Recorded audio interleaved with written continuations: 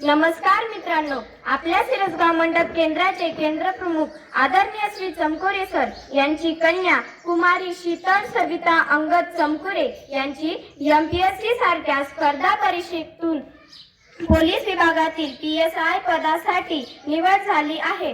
त्यांच्या या उत्तुंग यशाबद्दल त्यांचे अभिनंदन व पुढील कार्यासाठी आपल्या सर्वांकडून मी त्यांना शुभेच्छा देते। त्यांचा हा यशाचा जीवन प्रवास कसा होता हे जाणून घेण्यासाठी मी त्यांना या मंचकावर मुलाखतीसाठी आमंत्रित करते। कृपया शीतल मॅडम यांनी मंचकाच्या आसनावर विराजमान व्हावे ही मी त्यांना विनंती करते।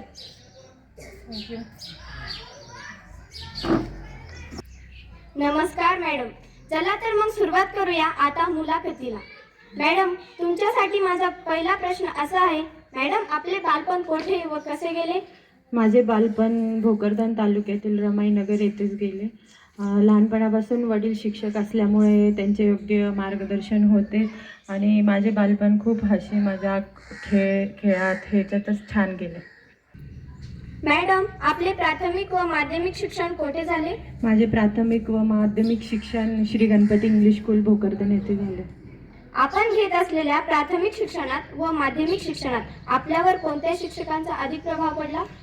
प्राथमिक म्हणजे मी गणपती शाळेत असताना आमचे इंग्लिशचे टीचर होते मंगेश जाधव सर, यांचा योग्य माझ्यावर प्रभाव होता आणि त्यांनी खूप मला सपोर्ट केला। मॅडम, तुम्हाला 10वीला व 12वीला किती टक्के गुण होते? मला 10वीला 80% होते आणि 12वीला मला 78% होते। आपले महाविद्यालयीन शिक्षण कोठे झाले? माझे महाविद्यालयीन शिक्षण मोरेश्वर कॉलेज भोकरदन येथे झाले। कोणत्या प्राध्यापकांचा आपल्यावर अधिक प्रभाव राहिला? सर्वच विषयांच्या प्राध्यापकांचा माझ्यावर प्रभाव होता आणि त्यांचं गायडन्स होतं। आपण MPSC सारख्या स्पर्धा परीक्षेकडे कशा वळल्या? 12वी नंतर सर्वच सायन्स घेतात, तसं मी पण सायन्स घेतलं। नंतर माझा फार्मसीला नंबर लागला, मी तिथे गेले।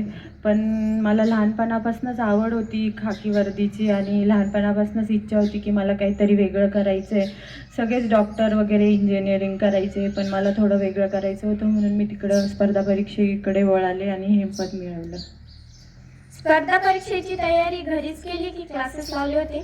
नाही, स्पर्धा परीक्षेची तयारी करायला मी पुणे इथं गेले होते आणि तिथं वेगवेगळे म्हणजे जे मला विषय अवघड होते त्या विषयांचा मी क्लास लावला आणि बाकी मी सेल्फ स्टडी केली। MPSC सारख्या स्पर्धा परीक्षांचा अभ्यास करताना तुम्हाला काय अडचणी आल्या? मी इंग्लिश मिडियमला होते 10वीपर्यंत, म्हणून मला थोडं आयोगाचं म्हणजे बुक्स वगैरे जे सिलेबस आहे ते जास्त मराठीत अवेलेबल होता, तर मला ते खूप अवघड जायचं की इंग्लिश टू म्हणजे मराठी करायला, आणि त्यामुळे मला ते थोडं अवघड गेलं, पण मी ते केलं।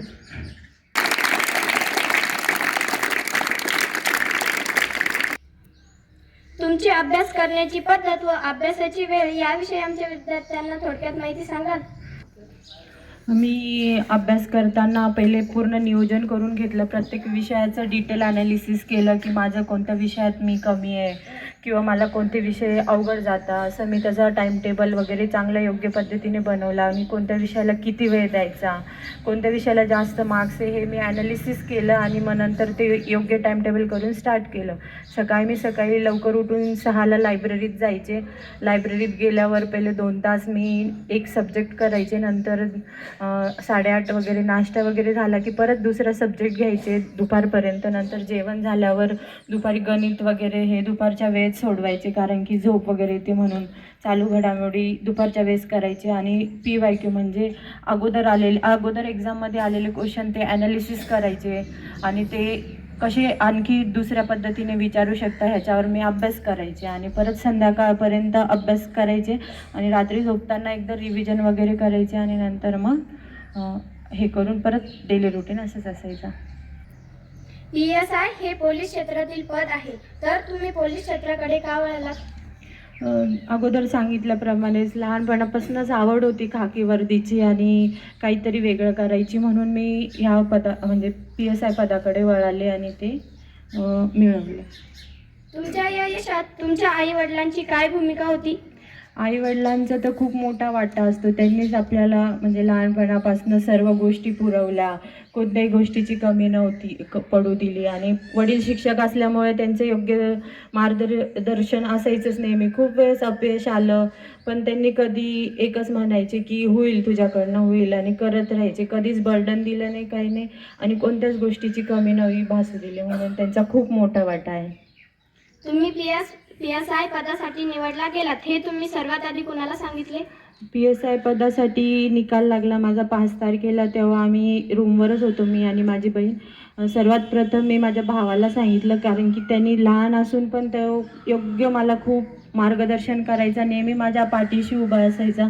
त्याच्यामुळं फर्स्ट कॉल मी त्याला केला, नंतर आईवडिलांना सांगितलं. तुमच्या या यशाचं श्रेय तुम्ही कुणाला देतात? मी माझ्या यशाचे श्रेय सर्व शिक्षकांना, माझ्या आणि आई वडील आणि माझ्या भावाला देते. आमच्या शाळेतील विद्यार्थ्यांसाठी तुम्ही काय संदेश द्याल? मी सर्व विद्यार्थ्यांना एकच संदेश देईल की खूप खूप मेहनत करा, अभ्यास करा, आईवडिलांचं खूप नाव मोठं करा, आणि अभ्यास करताना योग्य जे विषय तुम्हाला अवघड जाता किंवा काय, योग्य त्या शिक्षकाकडून त्याच्याबद्दल माहिती करून घ्या, आणि खूप खूप अभ्यास करा आणि खूप मेहनत करा, आईवडिलांचं खूप मोठं नाव करा. बस एवढंच सांगेन.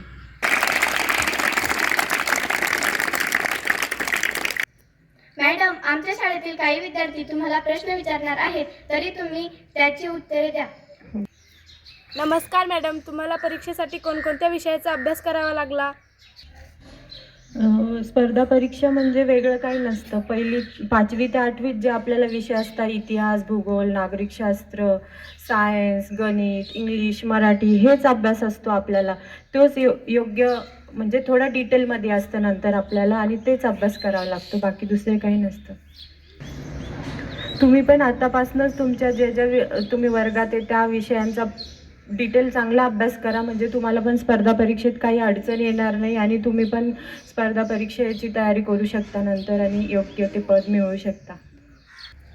मॅडम, तुमचे पोलीस क्षेत्रातील पुढचे ध्येय काय आहे?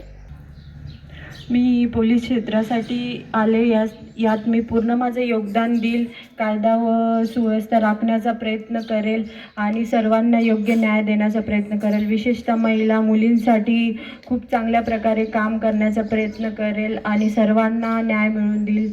आणि बस एवढंच.